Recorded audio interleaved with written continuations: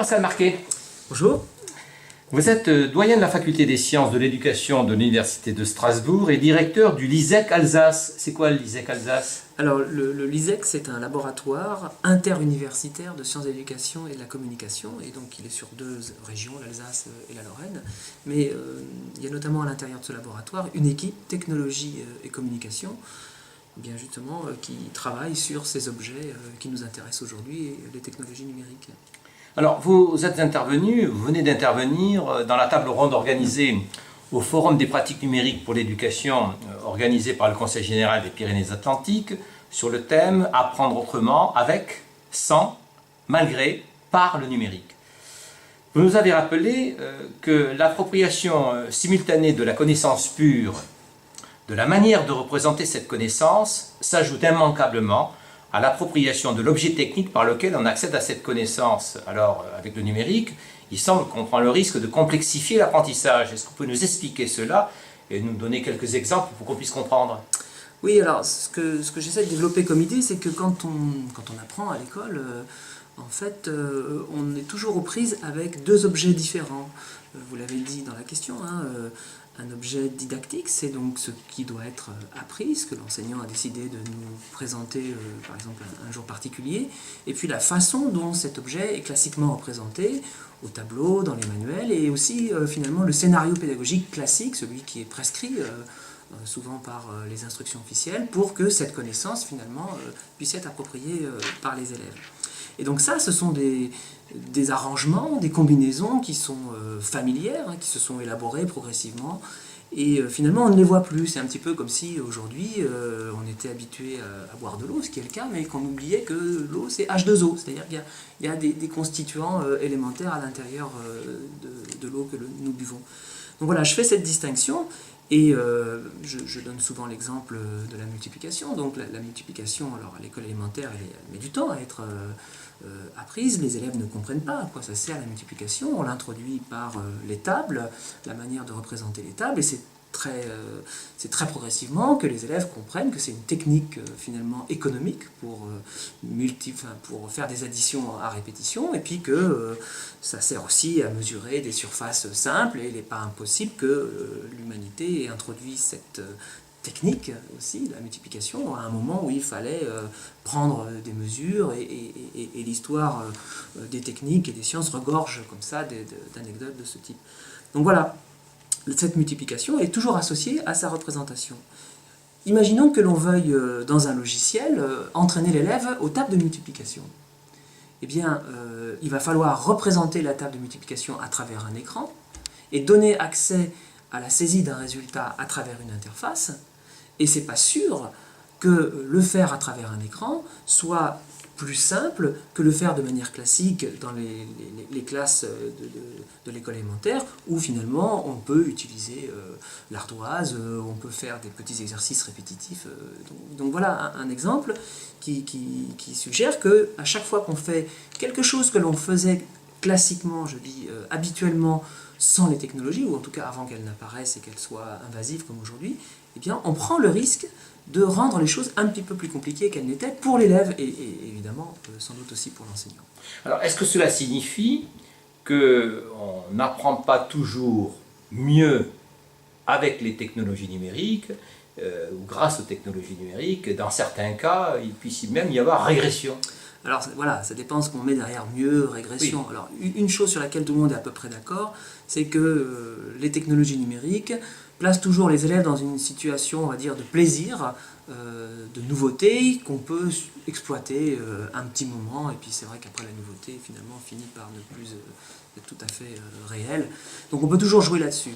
Quant à dire on apprend mieux, moins bien, c'est impossible de faire la preuve d'une qualité de l'apprentissage qui serait meilleure avec des technologies numériques que sans. Tout d'abord parce que les situations avec et sans sont difficilement comparables.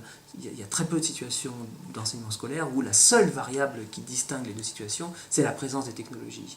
Donc la littérature regorge de travaux, j'en ai moi-même commis un certain nombre, et à chaque fois on n'arrive pas à dire ce qui se passe. La question qui s'est posée en réalité, c'est comment est-ce qu'on a considéré l'apport des technologies. Et moi je distingue trois périodes.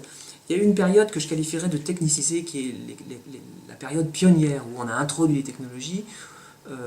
À l'époque, on parlait de NTIC, Nouvelles technologies de l'information et de la communication, en espérant qu'il y aurait effectivement une plus-value pédagogique. La preuve de cette plus-value n'a jamais pu être faite. Ensuite, on va dire au tournant des années 80-90, s'est posé la question du multimédia. On n'était plus sur des ordinateurs, mais celle du multimédia.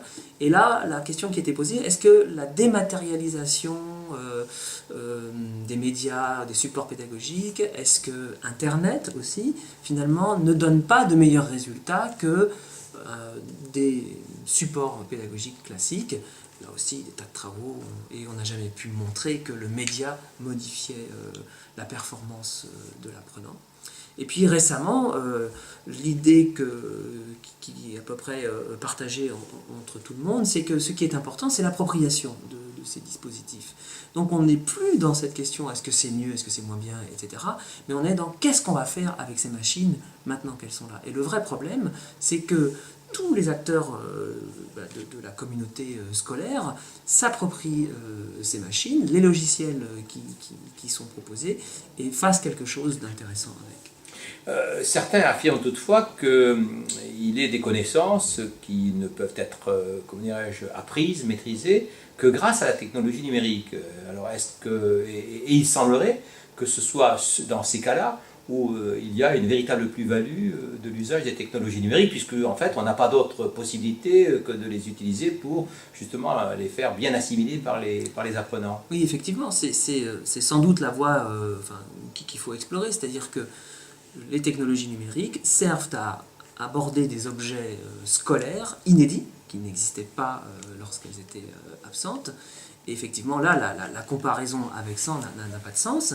Et c'est donc finalement de nouveaux contenus scolaires, des pans entiers de programmes scolaires qui ne sont réalisables, accessibles en classe qu'avec les technologies qui donnent les meilleurs résultats. Je donne souvent l'exemple de la géométrie dynamique. Il n'y a pas de géométrie dynamique papier-crayon avec un compas, une équerre et une règle. C'est pas possible. Alors que les logiciels de géométrie dynamique permettent d'appréhender des objets mathématiques nouveaux et finalement de manipuler des figures à l'écran, de mettre au jour pour les élèves des propriétés qui sont extrêmement difficiles à voir lorsqu'on a juste le temps d'une séance de faire une figure qui est toujours imparfaite. Je donne aussi l'exemple de ce qu'on peut faire en langue, où on peut introduire de la conversation avec des moyens de visio légères, parler avec des natifs, ce qui n'était pas possible dans des situations sans technologie. La seule personne qui parlait la langue enseignée, c'était l'enseignant. Et du coup, la parole était beaucoup moins distribuée. Et finalement, l'enseignement de la langue reposait sur, on va dire, une attitude passive de l'élève. Aujourd'hui, la question est différente. Oui, la représentation 3D, en particulier de molécules en biologie, l'utilisation en chimie organique, pour bien comprendre l'ensemble de tous les phénomènes liés à l'organisation spatiale des molécules, c'est aussi un champ qui est permis par le numérique.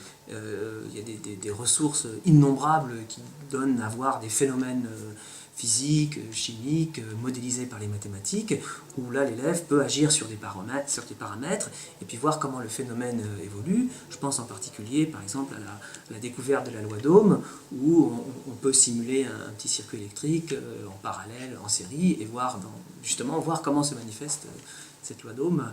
Et c'est très différent des TD qu'on a pu organiser avec des fiches croco, des câbles rouges, des câbles noirs, des piles, etc. Donc on a des moyens, des objets d'enseignement, des scénarios pédagogiques nouveaux qui se prêtent parfaitement à l'usage des technologies. Et c'est la voie, à mon avis, de développement de ces technologies numériques, sans être empêtré dans cette comparaison avec sans, parce que finalement c'est un débat qui est ancien maintenant.